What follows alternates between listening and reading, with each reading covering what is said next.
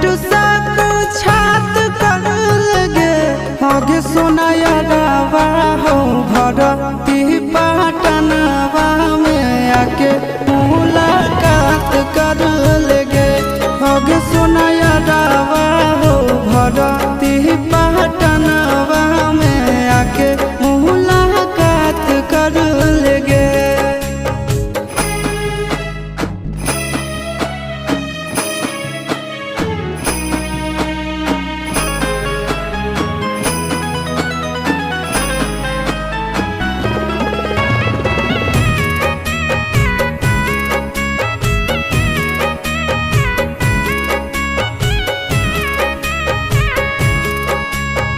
Doctor जवाब दिल के बुलावा मौत के देखी के चेहरा जानू चल जा।